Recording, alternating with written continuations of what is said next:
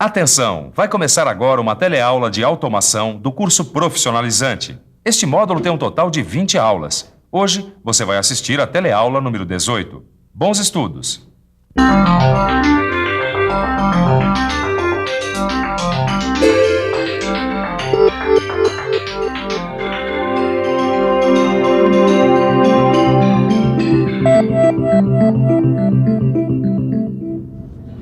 Um dia você está todo feliz porque vai comprar um carro. E mal você pisa na loja, vem um vendedor com uma batelada de perguntas e quase acaba com a sua alegria. Qual o combustível do carro? Qual o tipo do motor? É 1.0, 1.4, 1.6? E o estofamento? É de couro ou curvim? A direção é hidráulica? Vai ter vidro elétrico? Tem som? Tem ar-condicionado? Quando finalmente você respira para responder a primeira pergunta, vem mais uma. Qual a cor do carro? Pode parecer estranho no mundo onde a produção em massa é prioridade, a produção em pequena escala de produtos com características especiais vem ganhando espaço. Por exemplo, uma noiva já não quer casar com o mesmo modelo de vestido do que as outras noivas. Mas o que será que o vestido da noiva e o carro têm em comum? Acho melhor você assistir a nossa teleaula de hoje. Na teleaula de hoje, você vai conhecer os sistemas flexíveis de manufatura e vai acompanhar a automatização de todo o setor produtivo de uma indústria.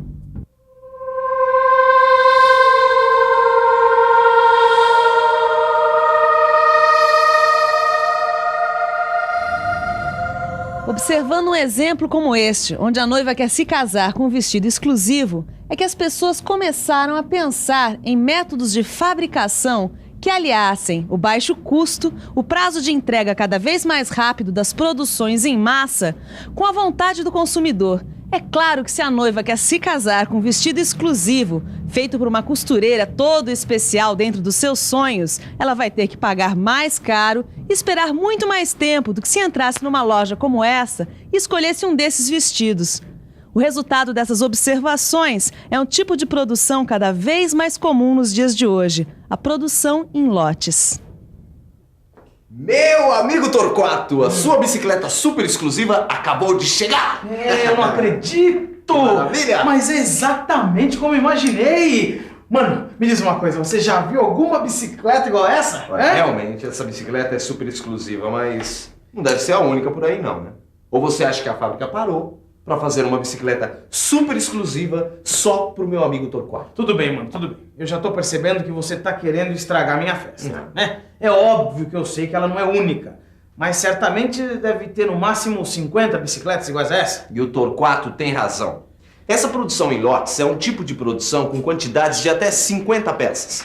E para se realizar esse tipo de produção, as pessoas perceberam que as indústrias tinham que encontrar formas de produção mais flexíveis do que as tradicionais. E flexibilidade é justamente com o nosso amigo aqui. Isso mesmo, porque uma das características principais do computador é a capacidade de se adaptar rapidamente a mudanças. Quer dizer, com o computador, a flexibilização da produção ficou muito mais fácil. Apesar de não ser fundamental num sistema de manufatura flexível, o computador realmente ajuda bastante. Em muitos casos, inclusive, ele acaba sendo fundamental para a sobrevivência de uma empresa, que tem cada vez mais concorrentes com sistemas de manufaturas flexíveis cada vez mais eficientes. Por falar em sistema de manufatura flexível, o que será que quer dizer esse nome todo? Para saber, o melhor é pensar um pouco.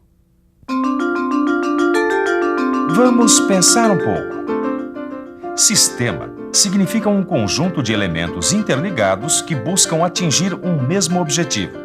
Manufatura, por sua vez, é uma palavra bastante antiga, que quer dizer fazer à mão, mas que hoje em dia se refere às máquinas. Portanto, sistema de manufatura não é uma expressão nova. A grande novidade está no adjetivo flexível, que é uma característica que aos poucos foi se incorporando aos sistemas de produção com o aparecimento e o desenvolvimento do computador. Concluindo, sistema de manufatura flexível é um conjunto de máquinas interligadas que se adaptam facilmente às mudanças. Toda essa flexibilidade, na verdade, não é uma coisa muito recente, não. Os estudiosos não sabem dizer com certeza quando foi instalado o primeiro sistema de manufatura flexível, mas alguns deles acreditam que foi em 1968, mais exatamente na fábrica Mullins, na Inglaterra, onde um sistema de manufatura flexível foi instalado para fabricar uma grande variedade de componentes e operar por longos períodos sem a presença de funcionários. Desde então, os sistemas flexíveis têm ficado cada vez mais sofisticados. Por incrível que pareça, esses sistemas flexíveis supermodernos tiveram início num esquema como esse. É isso mesmo. No início desse século, alguns estudiosos que pesquisavam métodos e processos de produção criaram algumas formas para representar os sistemas de produção. Uma dessas formas é esse esquema, que nada mais é do que um fluxograma de produção. Esses símbolos representam as várias fases pelas quais o material passava durante seu processamento: armazenamento, transporte, operação e inspeção. E você deve estar se perguntando, mas esse fluxograma serve para quê? Simples. Organizando as fases de produção, esses estudiosos perceberam que daria para reduzir ou até mesmo eliminar as atividades que estivessem deixando o produto mais caro. Com o tempo e as novas tecnologias, os fluxogramas foram sendo substituídos por formas mais modernas de representação. Se você reparar bem, você vai perceber que, apesar de antigo, as fases de produção desse fluxograma são as mesmas das fábricas atuais. Então, para criar um sistema automatizado de manufatura, o primeiro passo é automatizar cada uma dessas atividades. Operação é a atividade de adicionar um valor a um material em processo. Deu para entender? Então imagine uma fundição que resolve comprar um robô para rebarbar uma peça. Passado algum tempo, o pessoal dessa fábrica percebe que as rebarbas, na verdade, eram causadas por falhas no próprio processo de fundição. Solucionando essa falha, o robô perdeu totalmente sua função, não trazendo qualquer melhora para a operação. Mas para entender isso melhor, você vai acompanhar no nosso arquivo como a evolução do torno trouxe mudanças na operação das indústrias. Com a introdução dos comandos numéricos, os torneiros acabaram mudando totalmente de atividade. Eles deixaram de operar na transformação da peça e ficaram com a função de carregar e descarregar a máquina. Carregar e descarregar peças. Pois é, mas se o nosso objetivo é um sistema de manufatura totalmente automatizado, sem interferência humana, essa história de ter uma pessoa carregando e descarregando peças não está com nada. O próximo passo é substituir essa pessoa por uma outra máquina, um robô industrial. Este robô passa a ser um elemento de operação, com a função de retirar a matéria-prima daqui e colocá-la na máquina, e depois de um tempo retirar a peça usinada e colocá-la em outro lugar. Esse tipo de operação recebe um nome especial. Dá só uma olhada. O conjunto formado pelo torno CNC, o robô industrial, o homem e os dispositivos acessórios é chamado de célula de torneamento. Quer dizer, com isso, o homem perdeu a sua função de carregar e descarregar materiais e ganhou uma nova atividade, verificar a qualidade do produto. Muito bem. Continuando o nosso processo de substituição do homem por dispositivos automáticos, o próximo passo é automatizar o controle de qualidade do produto, ou seja, a inspeção. Como o meu amigo Torquato está fazendo com a sua super exclusiva bicicleta, inspecionando a qualidade do produto. Eu não, mano. Ela é perfeita. Mas em uma indústria, controlar a qualidade significa, primeiro, definir a qualidade desejada, para depois poder mexer no processo para corrigir os defeitos. Ah, por falar em defeitos, por exemplo, se a bicicleta do Torquato tivesse um arranhão bem aqui, a fábrica teria que descobrir qual máquina tinha feito esse arranhão. Mas não tem, né? Não, mas aqui tá amassado. Não tá nada. É assim mesmo? Para medir as dimensões das peças torneadas, por exemplo, é usada uma máquina de medição tridimensional CNC. Essa máquina tem um sensor que toca as peças nas regiões pré-determinadas. Como essa máquina e o torno estão conectados, a medida obtida é enviada ao torno, que aí pode fazer automaticamente as correções necessárias. E existem tornos mais sofisticados ainda, onde o sistema de medição faz parte da própria máquina. Automatizando o controle de qualidade, o próximo passo é automatizar o transporte.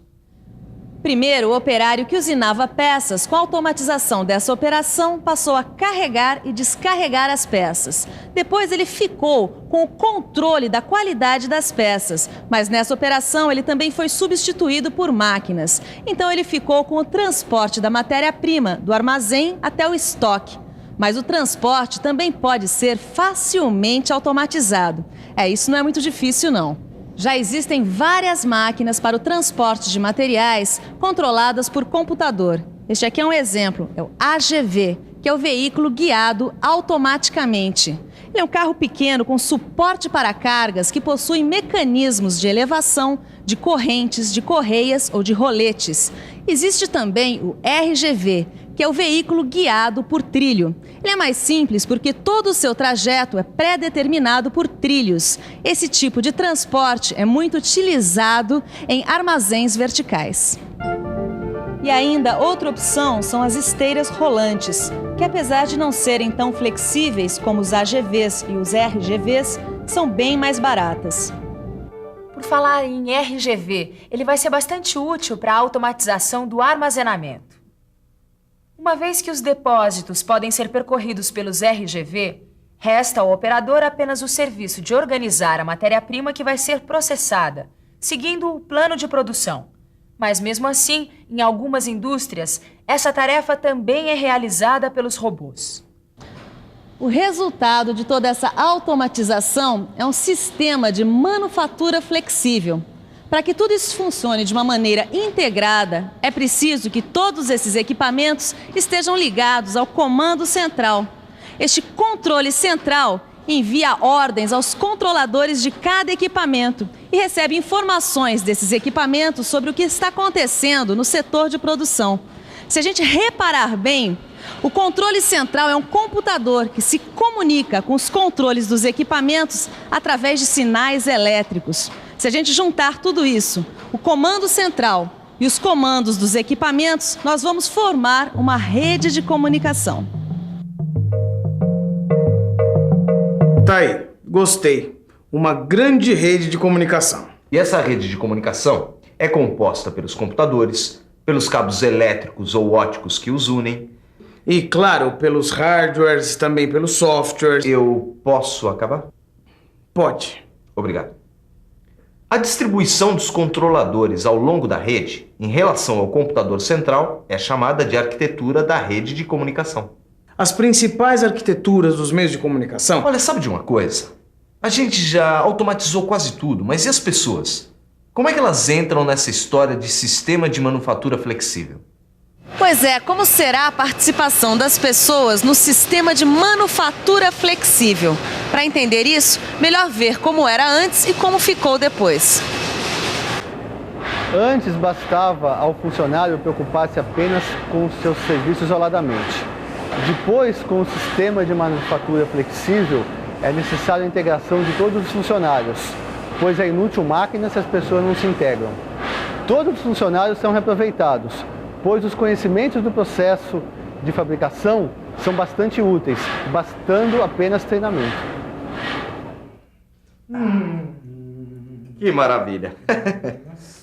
O que importa é o espírito de equipe, não é mesmo? Ah, lógico, porque como eu poderia participar de uma corrida de bicicleta sem a ajuda do meu amigo humano e da sua bela bicicleta? Obrigado. Você tá botando muita banca em cima dessa sua bicicleta, hein? Lógico, pois agora que eu sei todas as vantagens de uma fábrica automatizada e flexível, eu só vou querer comprar produtos dos lotes especiais. Eu vou ser super exigente agora, porque afinal... Olha, enquanto o Torquato continua botando banca, você faz a revisão para entender direitinho como a flexibilização muda tanta coisa. Eu vou ganhar de você com essa bicicleta. Quer apostar comigo? E atenção, se liga aí que é hora da revisão. Na teleaula de hoje, você viu que a produção em lote é bem diferente de uma produção em massa. Viu que a manufatura ficou flexível graças ao computador. Viu que o fluxograma é uma das formas de representar as fases de produção. E viu que célula de torneamento é o conjunto formado pelo torno CNC, o robô industrial, o homem e os dispositivos acessórios. Bom, como você já viu, o trabalho em equipe é fundamental. É isso aí. E não é só nas indústrias automatizadas, não. Porque, como eu já falei, como eu ia poder ganhar a corrida de bicicleta sem a presença do humano? Para com esse papo furado que a nossa corrida já vai começar. E pra você, tchauzão e bons estudos. E eu vou sair na frente, que senão é sacanagem.